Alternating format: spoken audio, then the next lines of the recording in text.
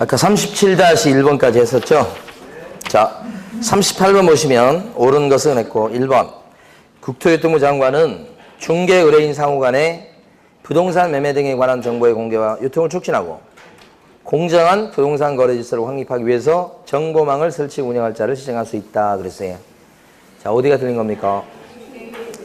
중개 의뢰인 상호 간에 그러면 안 되고 개업 공인중개사 상호 간에 이렇게 해야 맞죠. 자, 2번입니다. 전국적으로 500명 이상 2개 이상의 시군구에서 각 30명 이상의 개업 공인중개사가 가입비용 신청을 해야만 사업자로 지정받을 수 있다. 어디가 틀렸습니까? 2개 이상의 뭐요? 시도라고 하셔야 돼. 시도. 거기 숫자는 맞습니다. 500명 이상, 2군데 이상 시도, 그 다음에 30명 이상 숫자 맞고요. 3번. 법인인 개업 공인중개사는 거래정보 사업자로 지정을 받을 수가 없다. 맞는 거죠. 거래정보 사업자가 될 수 없는 이유가 뭐죠? 14조에 부동산 정보 제공이 업무로 들어가 있지 않기 때문에 그렇다. 4번 거래정보 사업자로 지정을 받고자 하는 자는 운영규정을 만들어서 국장의 승인을 받아야 되겠다. 운영규정을 만들어서 국장의 승인을 받는 건 맞는데 시기가 틀렸어요. 거래정보 사업자로 지정을 받고자 하는 자가 아니고 받은 자죠. 절차상 보면 지정 신청을 하게 되고 그에 따라서 지정을 해주고 그리고 나서 그 다음에 운영규정을 만들어 승인받습니다. 순서가. 그 다음에 드디어 설치 운영. 이런 4단계를 거치게 되니까 이 운영규정을 만들어 승인받는 것은 지정받은 뒤에요. 요게 3개월 이내 승인 이렇게 되는 거고 신청이 들어가면 심사기간이 한 달입니다. 30일이죠. 30일. 한 달이라고 하면 안 되고 30일 이내 뭐예요? 지정 처분 이렇게 되죠. 그러니까 지정을 받고자 하는 자가 운영규정을 만들어 승인받는 게 아니고 지정을 뭐예요? 받은 자죠. 그죠? 4번 틀린 겁니다. 그 다음에 5번. 지정 신청자는 가입자인 개업공인중개사의 가입비용 신청서 및 개업공인중개사의 등록증 원본을 제출해야 되겠다. 자, 지정 신청할 때는 구비서류를 갖다 내야 됩니다. 구비서류 제출할 것 중에 보면 회원 500명 이상이 가입했는가를 확인하기 위해서 등록증, 중개사무실 등록증 사본을 내는 거죠. 원본이라고 해서 틀린 겁니다. 그 다음에 여기 공인중개사 자격증 사본은 구비서류입니까? 공인중개사 자격증 사본은 구비서류냐고요? 구비서류입니다. 원본이라고 출제됐었습니다. 원본이 아니고 사본입니다. 아주 중요하죠. 공인중개사 1명 이상 확보해야 되잖아요. 지정 요건이. 그래서 자격증 사본을 제출하시오. 이렇게. 자, 근데 여기요. 지정 신청할 때 구비서류 보면 약관인 운영규정 들어갑니까? 안 들어가는 게 지정받고 나서 그 다음에 운영규정을 만들어 승인받죠. 그러니까 운영규정은 지정 신청할 때 구비서류에 들어가지 않는다. 구비서류요. 이렇게 지정 신청할 때는 수수료 내던가요? 내란 소리가 없었죠. 그래서 5번은 등록증 사본이라고 해야 됩니다. 5번 틀렸죠. 자, 정답은 3번이었고 38-1번 풀어보십니다.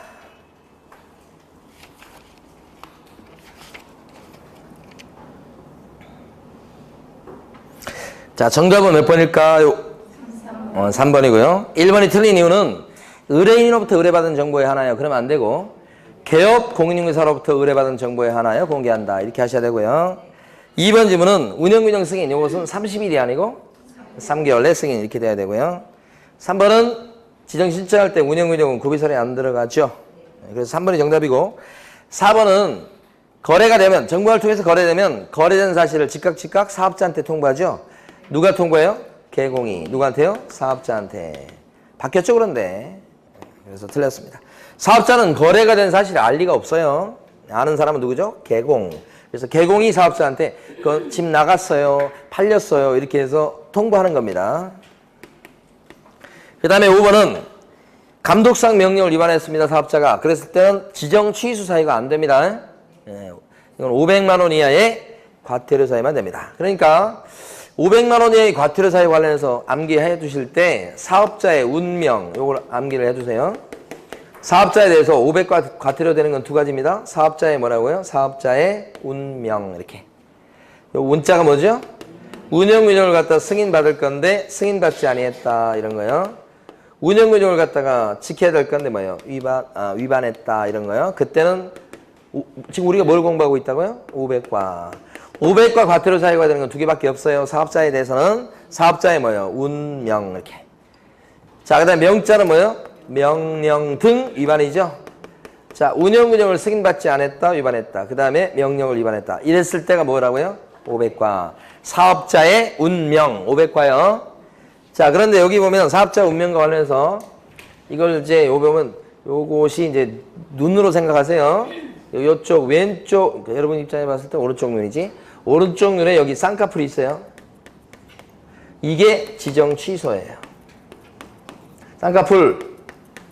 이쪽은 쌍꺼풀이 없어요. 한쪽에만 쌍꺼풀이 있다고? 오른쪽 눈에만? 예. 이 쌍꺼풀이 뭐예요? 지정 취소라고. 여기는 지정 취소 사유가 돼야 안 돼요. 굉장히 중요한 거예요, 이게. 쌍꺼풀이 양쪽 다 있냐, 한쪽만 있냐, 이거 중요하다고, 이게. 저희 집사람이 수술해가지고 애를 낳았거든요. 첫째 애를 낳을 때, 마취해서 깨어나면서 제일 먼저 했던 소리가 뭔지 아세요? 쌍꺼풀이 있냐고. 쌍꺼풀이 있는 걸 좋아한대. 쌍꺼풀이 있냐고 물어봤는데, 제가 볼 때는 애기니까 보니까 없어. 그래서, 없는 것 같은데 그러니까, 굉장히 실망하는 표정이야. 그랬는데, 제가 저 간호사가 들어오니까 간호사한테 또 물어보는 거야. 그럼 간호사는 이때 또 제가 봤을 때는 없는데. 근데 아기 때는 잘 안 보인다며 그게. 근데 간호사들은 알더라고. 있다고. 그러니까 이제 크면서 이제 쌍꺼풀이 생기더라고. 그때는 없는데. 근데 이제 한쪽 눈에만 쌍꺼풀이 있다고 요거. 기억하시라고. 별 얘기를 다 하는 거예요. 기억하라고 지금. 요것은 500과 과태료만 되고 지정 취소 사유가 안 되잖아. 5번 틀렸잖아 지금. 지정 취소라고 막 했잖아 지금. 쌍꺼풀이 없는데 쌍꺼풀 있다고 거짓말했다고 5번이 XX. 자, 그 다음에 39번 풀어보시고. 이제 20초밖에 못 드리겠어요. 시간이 없어서. 39번이요. 풀어보시고. 20초.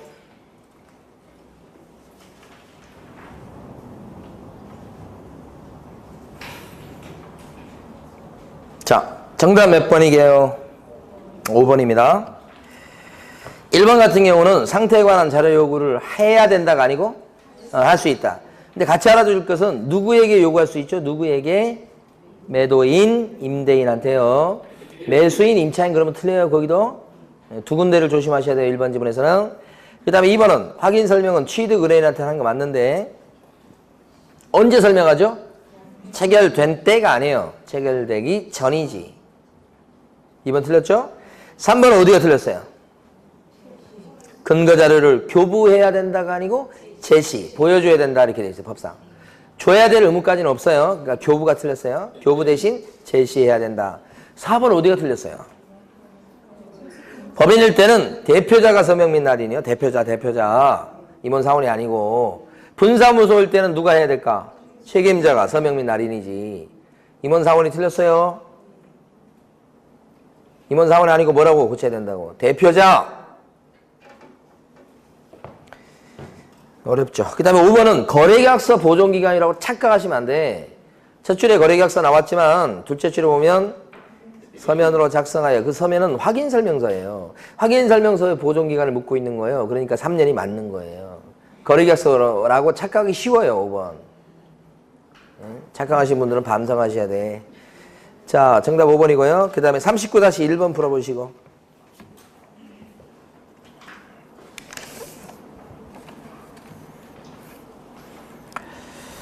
자, 정답은 몇 번이고요? 1번이라니요. 2번이 정답이에요. 1번은 보유 때문에 틀렸어요. A 또는 B, A 및 B 그러면 뒤에 거 주로 많이 틀긴 해요. 그 다음에 2번은 권리, 확인 설명해야 될 권리 관계는 권리자에 관한 사항이 포함돼요. 권리자에 관한 사항이 뭐냐면요. 진정한 권리자 여부예요. 판례 입장입니다. 진정한 권리자 여부. 그러니까 권리자에 관한 사항이라고 시험에 나올 거예요. 진정한 권리자 이건 들먹거리도 아닐 거예요. 그건 다 맞춰버리니까.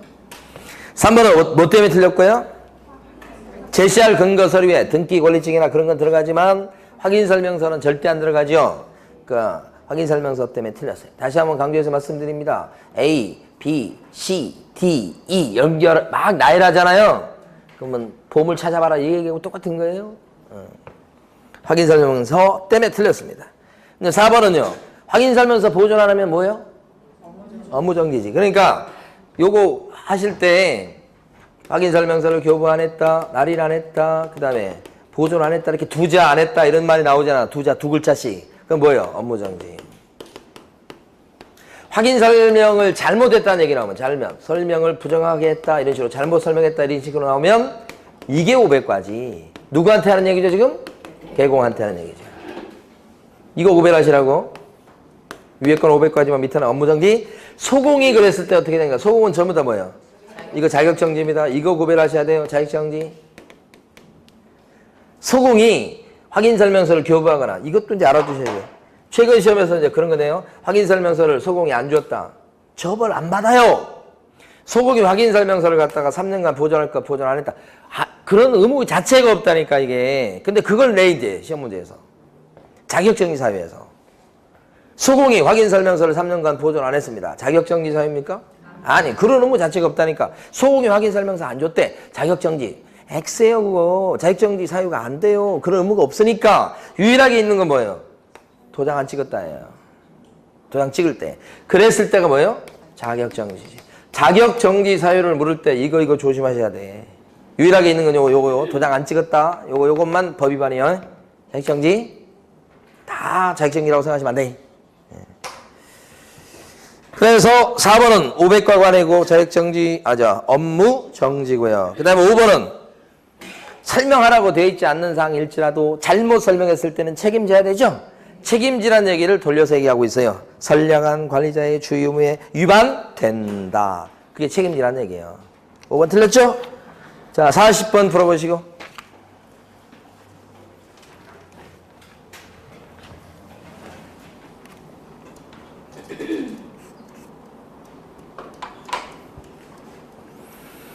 옳은 것은 그랬습니다. 정답은 1번이고요. 계약서는 꼭 서면으로 해야 됩니다. 2번은 권장해야 된다가 아니고 할 수 있다. 3번은요. 어떻게 틀렸을까요? 또 여러 개를 나열하고 있잖아요 지금. 자, 거래계약서의 필요기사항 맨날 시험에 내니까요. 암기해 두셔야 돼요. 자, 거래계약서 필요기사항 이렇게 얘기하면 이렇게 권인표 조교는 계약일에 인도 금덩어리를 받았다 이렇게. 그리고 기타 약정사항까지 특약사항까지 들어갑니다. 권자가 뭐예요? 권리 이전의 내용. 인자가 인적사항. 표자가 물건의 표시. 조자가 조건기한 있을 때 조건기한 정해놨을 때. 교자가 요게 시험에 그렇게 잘 나오죠. 확인설명서에 뭐요? 교부일자. 확인설명서 준 날짜요. 요게 시험에 제일 잘 나옵니다. 교부일자. 그 다음에 계약일은 별거 아니고, 그죠? 그 다음에 요게 뭐예요? 물건의 인도 일시. 이산 날짜요. 금자가 뭐죠? 합의된 거래 금액. 자, 중요한 것은 그 다음 거 계약 금액이 여기 들어간다는 게 중요한 거예요. 계약 금액. 이건 해약금 역할을 하게 되는데 요 계약금 얼마 거는지 이게 확실히 나와야 됩니다. 해약금 역할을 하게 되니까 그것 때문에 계약금 얼마 꼭 들어가야 됩니다. 그 다음에 그 지급일자 이렇게. 그리고 이제 기타 특약사항이요. 특약사항 중에 요게 이제 최근에 나오기 시작하는데 특약사항 중에 가장 대표적인 것이 담보 책임을 갖다가 면제하는 담보 책임을 면제하는 특약이 있죠. 그것도 특약사항이 들어갑니다. 담보 책임 면제 특약 이렇게.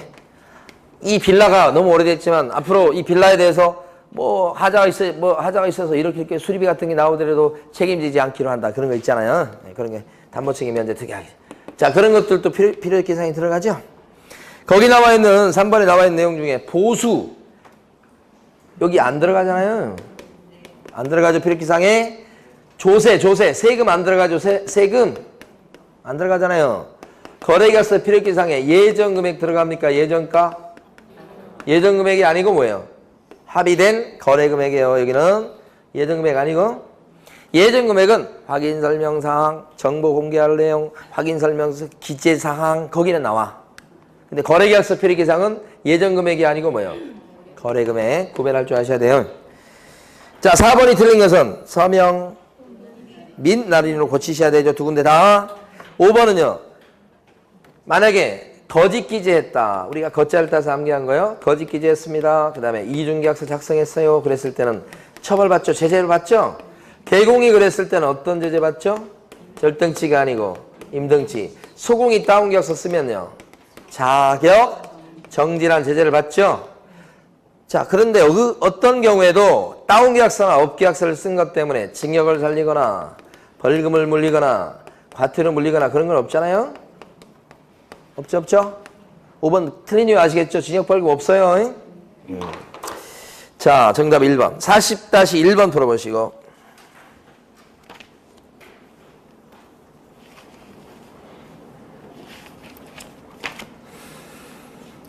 자, 정답 몇 번일까요? 쉬운 문제인데. 5번이고요. 1번은 자, 거래계약서는 표준서식을 꼭 써야 된다는 건 없죠. 그 전에 표준서식을 정해놓은 것도 없어요. 그렇죠? 그러니까 아무 서식이나 쓸 수 있는 겁니다. 계약서는 매매계약서 이런 거. 그 다음에 확인설명서 교부일자는 들어가는 거 맞죠? 이거는 아니다 했기 때문에 틀리고. 3번은 소공이 거짓 기재했을 때는 뭐라고 그랬어요 아까? 자격정지 과태료 그러면 안 되고요. 4번 모든 임원이 다 계약서 쓸 수 있습니까? 자격증 있는 임원만 또는 사원만 계약서 쓸 수 있으니까 틀렸고요. 5번 아실 거고. 자, 넘어갑니다. 44-2번은 너무 쉬워요. 41번 풀어보십니다.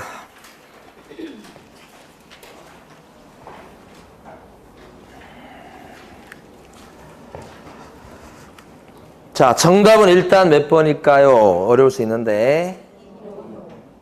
2번요? 5번이 정답입니다. 자, 보시면 개공이 배상 책임을 지는 경우, 개공이 그 원인된 행위는 두 가지입니다.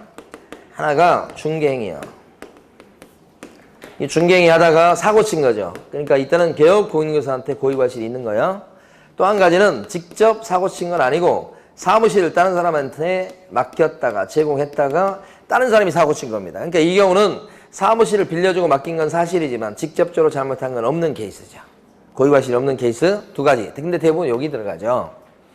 이 두 가지 원인된 행위 때문에 B라고 하는 거래 당사자가 재산상 손해 입었을 때 배상 책임지는 거예요. 재산상 손해. 그때 이제 B가 물어내셔 이렇게 배상 청구를 하게 되죠. 이렇게. 자, 그랬을 때 여기 원인된 행위는 이 중개행위다. 여기 대부분 이거보다는 대부분 이거예요. 중개행위다 그랬을 때 여기 들어가는 것은 사기친 것도 들어가고, 그 다음에 횡령한 것도 들어가고요. 그 다음에 계약 후에 잘못된 활동을 했을 때도 여기 들어가고요. 이렇게. 그 다음에 지금 5번 지문에 나와 있는 경매 알선행위도 여기 들어갑니다. 하여간 별거 다 들어갑니다. 이렇게. 다 들어가는데, 자, 동그라미 1번처럼 안 들어가는 게 있어요. 그게 뭐냐? 대토권 매매 알선행위예요. 대토권은요, 중개 대상물에 들어가지 않습니다. 그리고 대토권 매매는 불법입니다. 불법. 그걸 소개시켰는데 그 소개받아가지고 샀던 손님이 피해를 입은 거예요. 그랬을 때 배상 책임을 개공한테 지우는 게 맞느냐 이 말이죠. 개공이 잘못한 건 사실이지만 이 불법적 거래를 한 손님이 근본적으로 잘못되어 있다 이렇게 보는 거예요. 보호해줄 가치가 없다고 보는 거죠. 그래서 배상 책임을 져야 될 중개 행위는 대토권 매매 알선행위는요. 들어갑니까? 안 들어간다 이 말이에요. 같이 판단해요. 이 사람 보호해줄 필요가 없다. 그 손님은 이런 뜻이에요. 그렇지만 가만히 보니까 부동산 사장님이 사기치거나 횡령하거나 경매하다가 잘못했거나 이건 이 사람이 피해 입었으니까 그건 책임을 지고 보호해줄 필요가 있죠. 그래서 이건 들어간다고 보는 거예요. 여기는. 그래서 중개 행위냐 아니냐를 판단할 때는 어떻게 판단하냐면 속마음을 가지고 판단하면 안 되고, 그죠? 진정으로 진짜 중개활동 하려고 그랬어? 그렇게 해가지고 판단하는 게 아니고 사회 통념에 따라서 어떻게 판단해요? 상식적으로 봤을 때 객관적으로 중개활동 하는 것처럼 보이기만 하면 책임지라고 하고 있다는 거예요. 판례 입장은. 그래서 1번은 대토권 매매 알선행위는 배상 책임을 져야 될 중개행위 안 들어간다는 거니까 틀렸고, 2번이 틀린 것은 여기서 보면 당사자가 입은 손해에 대해서 물어주게 돼 있으니까 당사자가 아닌 거기 제3자 들어가면 안 된다니까요.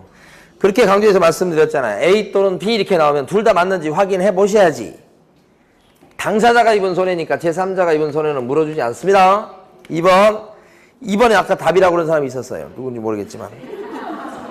그 다음에 3번은 진정으로 아니죠. 사회통념에 따라 객관적으로. 4번 개공은요. 요 개공 있잖아요. 개공은 전손해에 대해서 물어줄 책임이 있죠. 그런데 개업공인인계사가 돈이 없을 때를 대비해서 보증 설정하도록 돼 있죠. 그래서 보증기관이 존재하잖아요. 응? 보증기관은 어떻게 해? 자기가 책임지겠다고 약속한 금액까지는 지급해야 될 거 아니에요. 그게 설정 금액 범위 내에서 책임지게 된다. 이렇게 되니까. 이 개공은 보증 설정을 했든 안 했든 얼마 했든 관계없이 전 손해를 물어줘야 돼. 근데 보증기관은요. 여기서만 물어주는 거예요. 4번도 틀렸죠? 전 손해요. 5번은 경매 알선행위도 어디 들어가요? 배상 책임을 져야 될 중개인이 들어간다. 암기해버리세요. 암기. 이해하려고 하면 힘들어요. 그러니까 다 들어간다고 생각하시면 돼. 자, 41-1번 풀어보세요.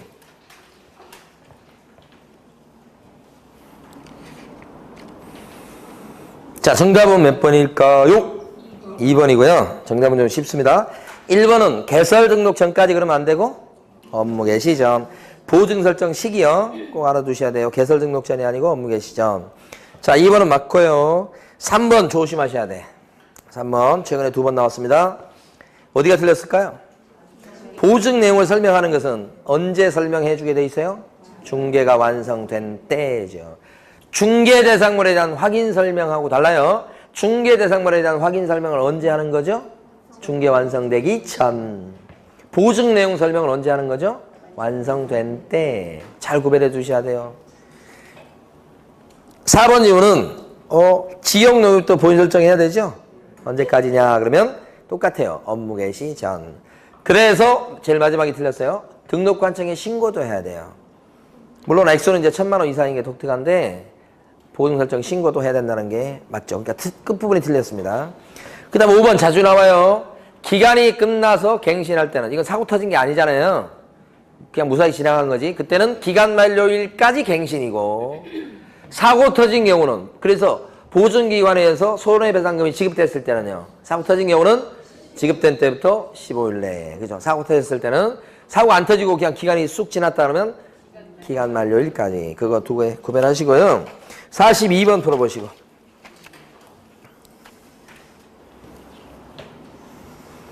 자, 정답은 몇 번일까요? 1번이라고 하시면 어디 계세요? 1번. 자, A 또는 B 그러면 둘 다 맞는지 꼭 확인하시라니까 1번에서. 자, 예치명의자는 개별 공인인계사 또는 제3자입니까? 아니요. 대통령령으로 정하는 자예요. 그 대통령령으로 정하는 자가 6명 있는 거죠.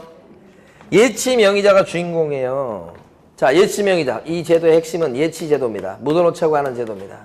그때 거기서 주인공이 예치명의자입니다. 예치명의자는 어떤 사람이 될 수 있을까? 매년 시험에 나오잖아요. 자, 일단 개공이 될 수 있고 그 다음에 대통령령으로 정하는 사람이 될 수 있어요. 거기에는 구체적으로 은, 공, 신, 보, 채, 전 이렇게 되는 거예요. 은행, 공제사업자, 신탁업자, 보험회사, 채신관서, 우체국, 전문회사, 개공까지 총 7명이지.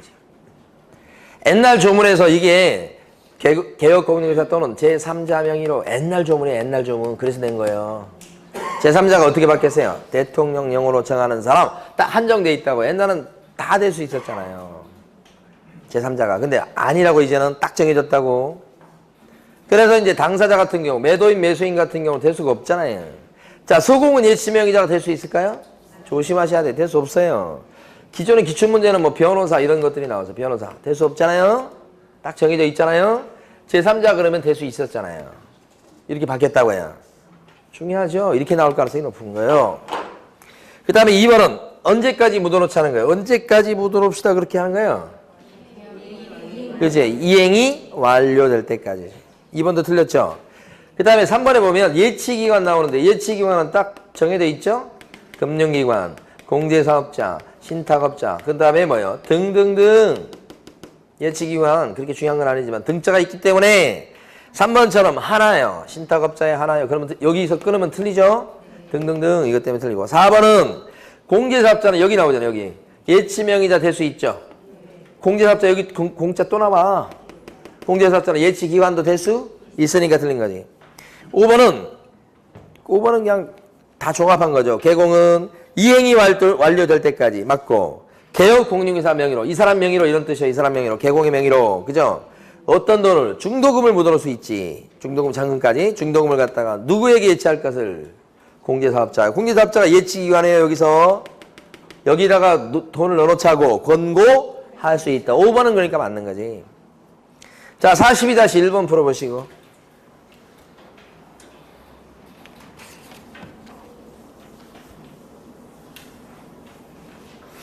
자, 정답은 몇 번일까요? 1번입니다. 1번에 보면 개공이 예치명의자가 됐습니다. 그러면 개업 공인중개사인 예치명의자는 막 의무가 생기죠? 의무 중에 대표적인 것이 일단 별도의 계좌를 만들고요. 그 돈은 함부로 꺼냈으면 안 된다. 꺼냈을 때를 대비해서 보증 설정도 하게 하지요. 보증 설정을 얼마만큼 해야 돼요? 그러면 예치해놓은 금액만큼 설정해야 됩니다. 이렇게 되고, 이런 의무가 있는데 이걸 안 지키면 그때는 제재를 받겠죠. 그 제재가 뭐예요? 업무정지다. 2번이나 시험에 나왔던 거 영업정지 사유죠. 그래서 1번이 맞는 거고요. 2번은 분리하여 관리할 수 있다가 아니고 분리하여 관리될 수 있도록 하여야 한다는 의무죠. 의무. 관리할 수 있다가 드렸습니다. 2번. 3번은요. 보증 설정하는데 그 설정 금액이 얼마야? 법인인 개업 공인중개사일지라도 획일적으로 2억 이상이 아니죠. 얼마만큼 설정해야 됩니까? 예치금액만큼. 예치금액 2억 이상이 틀렸죠. 그 다음에 이제 사전수령 제도가 있죠. 미리 돈을 빼오는 제도죠. 미리 돈을 빼오려면 뭐가 필요합니까? 그러면 보증서가 필요해요. 그런 거잖아요. 이 보증서는 자 누가 발행하는 보증서입니까? 금융기관하고 그 다음에 보증보험회사가 발행하는 보증서죠. 이러한 보증서를 누구한테 갖다 주어야 미리 돈을 빼올 수 있나요? 예치 명의자한테 갖다 줘야 빼올 수 있는 거 아니에요? 네, 그러니까 4번 지문에서는 매수인에게 교부한다 그러면 안 돼요. 매수인 아니고 누구요? 예치 명의자. 매수인에도 틀리지만 예치기관한테 교부한다. 예치기관 그래도 틀립니다. 뭐가 맞는 거요? 예치 명의자가 맞는 거 주의하셔야 되고, 그 다음에 5번 지문은 반환채무 이행보장과 관련된 실비. 반환채무 이행보장과 관련해서 예치 명의자인 개공이 쓴 실비는 누구한테 내놓으라고 할 수 있다? 매수인처럼 취득 의뢰인한테 내놓으라고 할 수 있죠. 권리관계를 파악하면서 등기부 열람비용 같은 거 썼을 때는 누구한테 내놓으라고 할 수 있다? 매도인 같은 이전 의뢰인 8년 사람한테 내놓으라고 할 수 있죠. 그래서 권량이 그죠? 반쯤 취했다. 꼭 암기하시라고 그랬어요. 권량이 반쯤 취했다. 이런 건 여지없이 맞춰야 됩니다. 권리관계는 누구한테? 이전 의뢰인. 반환채무 이행보장은 5번 지문 누구한테요? 취득 의뢰인. 5번 맞습니까? 틀렸잖아요. 매도 또는 임대 의뢰인 그러면 안 되고 뭐라고 고쳐야 돼? 매수 또는 임차 의뢰인 등에게 청구한다 이렇게 하셔야지. 5번도 틀렸죠? 정답 1번. 43번 골라보시고 금쟁입니다.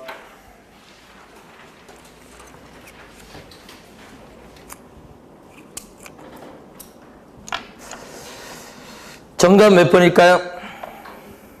정답은요? 2번입니다. 2번. 기억번은요. 주택청약통장이 금지증서입니다. 통장, 딱지 이런 거. 그래서 금지증서, 증서 매매한 거 알선하면 금쟁이. 그죠?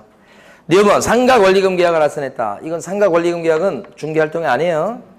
그래서 권리금 10%를 챙겨도 많이 받았다고 해도 초과보수가 되지 않습니다.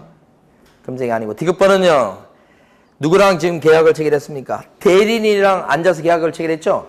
본인하고 한 거하고 똑같아요. 그럼 이게 뭐가 돼요? 직접거래. 금쟁이죠? 1번은요. 당좌 수표를 받았는데 그게 액면가가 굉장한 금액이었어요. 나중에 부도나서 실제 한 푼도 못 챙겼다. 그래도 뭐예요? 금쟁이. 당좌 수표 나오면 무조건 금쟁이에요. 볼 것도 없어요. 미음번은요. 의뢰인을 대신해가지고 개공이 대신했다는 얘기죠. 타인에게 중개사무를 임대하는 행위. 이건 뭐라고 그래요? 이걸 직접거래라고 그러지 않죠? 한쪽을 갖다 편들어서 상대방과 계약하는 거니까 이걸 일방 대리죠. 금쟁이 아니죠? 금쟁이에 해당되는 것은 금쟁이가 아닌 것은 니은번하고 미음번 두 개죠. 정답 2번. 자, 밑에 43-1번 풀어보시고.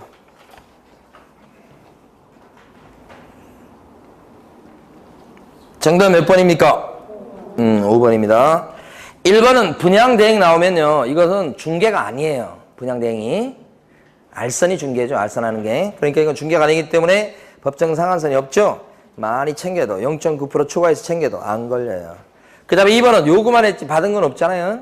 그럼 안 걸리지. 금쟁이 아니고. 3번은요. 2번이나 3번이나 똑같은 취지입니다. 순가 중개를 체결했다는 것은 약속을 한 거지. 많이 받아도 괜찮다고. 받기로 약속했는데 현실적으로는 뭐예요? 한도를 지켰죠? 그러면 금쟁이 안 돼요. 만약에 순가 중개를 체결했는데 더 나가서 진짜 법정 한도를 초과해서 챙겼다. 그러면 금쟁이. 그죠? 4번 같은 경우는 중간에 다른 계공이 껴있죠? 괜찮아요, 그러면. 그게 4번입니다. 이 판례 잘 나오죠? 5번은 전매 차익이 안 생겼지만 어떤 행위예요? 투기, 조장행위죠? 투기, 조장행위의 가장 대표적인 게 바로 뭐예요? 미등기, 전매, 알선. 또 한 가지는요. 지금 현재 실무상으로 봤을 때 제일 투기, 조장행위 중에 제일 많이 저지르고 있는 게 뭐냐면 분양권인데 전매 제한을 받고 있는 분양권을 알선해 주는 거예요.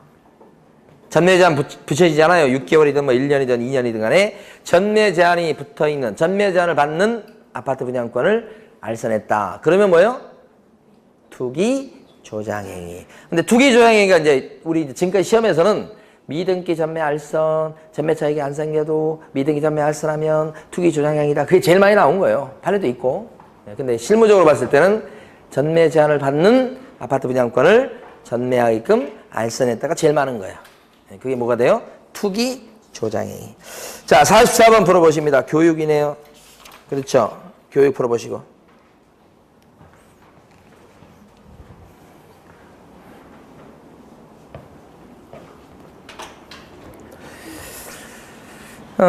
자, 교육은 4가지가 있죠. 그래서 실무교육이라는 게 있고, 원칙적으로. 그 다음에 또 시장 진입할 때 받는 교육 중에 직무교육이 또 있잖아요. 그 다음에 또 뭐가 있냐면, 실무교육 받고 2년마다 연수교육 받는 게 있고요. 재교육이죠. 그 다음에 이제 일하다가 중간에 받는 사고 예방교육이 또 하나 있습니다. 이렇게 4가지죠. 예. 자, 1번 보시면, 일단 답은 몇 번이에요? 4번이고요. 1번은 어디가 틀렸을까요? 제가 강조해서 여러 번 말씀드리는데. 뒤에 등록관청이 틀린 거예요. 여기 보면 실무교육의 실시권자, 여기도 시도의사, 여기도 시도의사예요. 근데 직무교육의 실시권자는 어떻게 돼? 여기가 시도의사 또는 등록관청이죠. 그러면 여기를, 요 등록관청을 여기다 낼 가능성이 굉장히 높은 거예요. 1번처럼. 1번 틀린 거 아시겠죠? 그 다음에 2번, 직무교육 대상자는 누구죠? 얘 특징이 있는데, 직무교육 대상자는 중개보조원으로 취직할 사람이죠? 우리 실무교육은요, 신규 등록하는 사람이죠? 또 누구냐면 소공으로 취직할 사람이지. 아시겠죠? 보조원으로 취직할 사람은 직무교육. 뭐 때문에 틀렸어요, 2번은? 앞에 있는 소공 때문에 틀린 거잖아요, 또. 그 다음에 3번, 실무교육 시간. 이 교육 시간은 어떻게 돼요? 32시간 이렇게 안 되는데 28, 32 이렇게 되고, 요 연수교육이 12, 16 이렇게 되고, 요게 선호 시간이죠? 이렇게. 3번 틀렸고, 그 다음에 4번은 이거죠, 이거. 고용관계가 종료되고 나서 1년이 안 돼서 다시 등록할 때는 면제죠. 자, 여기서 알아두실 게 이 2가지 교육은 있잖아요. 공통점이 있어요. 고용신고 전, 고용신고하는 날, 이때 기준에서 전 1년 이내. 그러니까 최근 1년 이내 실무교육 받은 게 있을 때 고용신고 될 수 있고, 그 다음에 등록신청일 등록신청일 전 1년 이내. 그러니까 최근 1년 이내 받은 실무교육이나 직무교육이 있을 때, 그죠? 그때 써먹을 수 있다, 이런 얘기예요. 그런 얘기 하고 있는 것이 지금 4번이죠? 아, 그거 아니군요. 네. 요거 있고, 그 다음에 뭐냐면 두 번째는 만약에 폐업을 했어요. 두 번째는 아니면 고용관계가 종료됐어요. 잘렸어요. 관뒀어요. 그때부터 1년이 안 돼가지고 다시 신규 등록하거나 신규 오픈하거나 또는 고용신고해서 취직하려고 한다. 그랬을 때는 우리 실무교육이나 직무교육을 어떻게 면제하는 거죠? 최근 1년 이내 받은 실무교육과 직무교육을 써먹을 수 있다. 이거. 근데 관두고 나서 1년이 안 돼서 다시 차리거나 취직하고 그랬을 때는 면제시킨다. 4번이 요거죠, 지금 밑에 거. 예. 2가지가 공통점이라고요. 예. 그 다음에 5번 지문은 요게 연수교육은 2년마다 받게 돼 있죠? 그죠? 그래서 사전 통지하는 제도가 있어요. 2년이 되기 2개월 전까지는 통지하시오. 누가 통지합니까, 근데? 시도지사가 통지하는 겁니다. 왜요? 연수교육 실시권자가 누구니까? 시도지사. 등록관청이 통지한다고 하면 안 돼요. 앞에 등록관청이 틀린 겁니다. 굉장히 어려운 겁니다, 5번. 예. 등록관청 찾기 쉽지 않죠. 자, 밑에 44-1번 풀어보시고. 자, 박스 문제이긴 한데, 자, 여기 일단 답은 몇 번일까요? 1번입니다. 제일 마지막에 있는 선호 시간만 맞았죠? 첫 번째는 요거 꼭 알아두세요. 실무교육과 연수교육의 교육 내용이 틀리는데, 여기 실무교육은 직무 수행에 필요한 법률 지식, 그 다음에 중개 경영 실무, 그 다음에 직업윤리 등 이렇게 나오고요. 연수교육은 뭐죠? 법이나 제도의 변경사항, 그리고 중개 경영 실무, 그리고 직업윤리 등 그래요. 그러니까 요게 차이 나는 거죠. 바꿀 겁니다, 출제할 때. 유력합니다, 출제가. 그 다음에 이제 두 번째 것은 요 지침 만드는 거. 여기 나와 있는 실무교육, 그 다음에 연수교육, 그 다음에 직무교육. 요 지침을 만드는 사람은 누구죠? 국장입니다. 이건 아니고. 자, 그 다음에 3번은 며칠 전까지 통제하죠? 그거? 10일 전입니다. 사고 예방 교육은요, 10일 전까지 통지하거나 또는 뭐예요? 공고할 수도 있어요. 여기 나와 있는 연수교육은 2개월 전까지 뭐만 합니까? 개별 통지만 합니다. 다시 한번. 연수교육은 개별 통지만 허용돼요. 공고 못 합니다. 이거 안 받으면 500과잖아요. 그렇기 때문에 이건 개별 통지만 무조건 합니다. 근데 여기요, 요 사고 예방 교육은 할 수도 있고 안 할 수도 있고 받아야 될 의무가 없잖아요. 그러니까 어떻게 할 수도 있냐면 공고 때리고 끝날 수도 있어요. 아니면 뭐요? 통지할 수도 있고. 근데 이제 중요한 건 며칠 전까지요? 10일 전까지 이렇게 되는 거죠. 그리고 꼭 알아주실 게 사고 예방 교육 옆에 크게 써주세요. 사고 예방 교육 옆에다가 교육비 지원. 응? 그래서 교육비 보태주는 게 있다고 나라에서 교육비 지원 여기에만 있어요. 교육비 지원은 어디에만 있다고요? 사고 예방 교육만. 왜냐면 이렇게 해서 사고가 안 나야지만 국민들이 보호되는 거예요. 그죠? 국민을 위해서 돈을 쓰는 겁니다. 세금 갖고. 자, 무슨 용어 중에 정말 적절치 않은 용어 중에 하나가 세금 퍼주기, 이 용어가 적절치 않은 거예요. 세금을 걷어서 어떻게 하는 거예요? 그거 쓰라고 지금 세금 걷는 겁니다. 세금 걷어가지고 그 국가가 그걸 돈을 가만 갖고 있어가지고 이자놀이 하라는 얘기 아니에요. 세금을 걷어서 팡팡 써야 돼요. 그게 다시 국민한테 오는 거잖아, 이게. 그걸 세금을 갖다 그렇게 퍼주기라고 하는 건 잘못된 이미지를 씌우는 거죠. 그래서 쓸 때 써야 된다. 이런 데 쓰는 거예요, 이런 데. 예? 자, 그 다음에요. 그러니까 10일 전까지고. 그 다음에 네 번째는 요게 2년마다 받는 건 무슨 교육이야? 그렇죠. 연수교육입니다. 직무교육으로 용어를 바꿨죠? 시험에서 제일 잘 되는 방법이 실무교육, 직무교육, 연수교육 용어를 바꾸는 거예요. 용어를 막. 그래서 틀리긴 해요. 자, 정답 1번이고요. 그 다음에 45번 풀어보시고.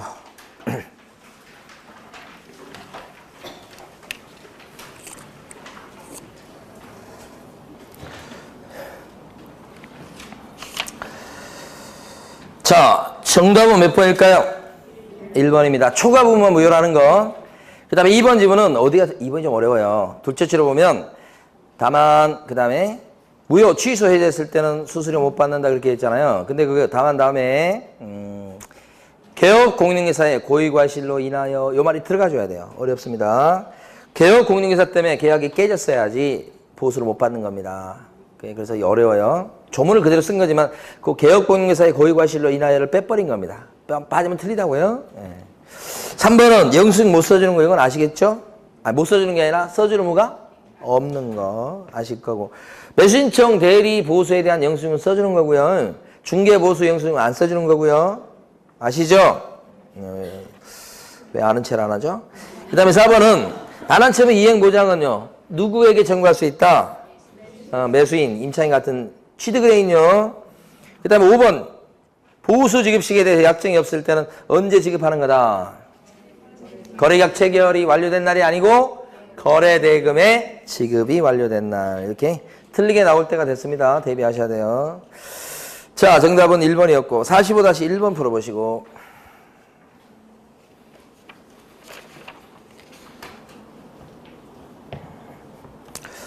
옳은 것은 했고 정답은 5번입니다. 제일 끝에 거.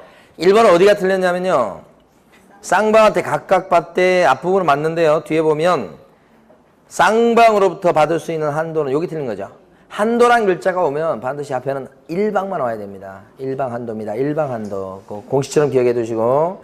그 그 다음에 또 한 가지는 그 저줄에 보면 주택 가로 열고 부속 토지 포함이라고 돼 있죠. 주택이 깔고 앉아있는 땅 가격을 포함시켜서 주택으로 복비 계산하는 겁니다. 그러니까 부속 토지 뭐라고 그래야 돼요? 포함. 제외라고 내면 틀린 거죠. 그것도 대비하셔야 됩니다. 부속 토지 뭐요? 포함. 그 다음에 2번은 중개대상물 소재지가 아니고 뭐예요? 사무소 소재지. 조례 따라갑니다. 3번은 주택 이외의 물건이니까요. 국토부령으로 정합니다. 국토부령이 정하는 범위 안에서 상호 협의합니다. 이렇게 나와야 되고 주택의 물건은 시도 조례표가 없지요. 주택 외의 물건은 시도 조례표 자체가 없죠. 그래서 3번 틀리고요. 4번은요. 주택의 물건에 들어가는 토지나 상가 같은 것은 거래의 종류나 거래 금액을 불문하고 최고 0.9%까지 막 받게 되죠. 그러니까 거래의 종류나 거래 금액에 따라서 받을 수 있는 최고 보수가 0.9%로 하나밖에 없죠. 그러니까 토지 매매도 0.9, 임대차도 0.9, 땅 1억짜리도 0.9, 100억짜리도 0.9 그런 뜻이에요. 4번 틀렸죠? 5번 지문은 같은 연장선상입니다. 임대차니까 0.8이라고 생각하시면 안 돼. 상가 매매도 0.9, 상가 임대차도 0.9. 정답 몇 번이에요? 5번이에요. 그래서 맞는 게 5번이에요. 5번. 상가 임대차 나왔을 때 0.8 그러면 안 된다고요? 0.9가 맞다고요? 처음 듣는 거 아니죠? 쉬겠습니다.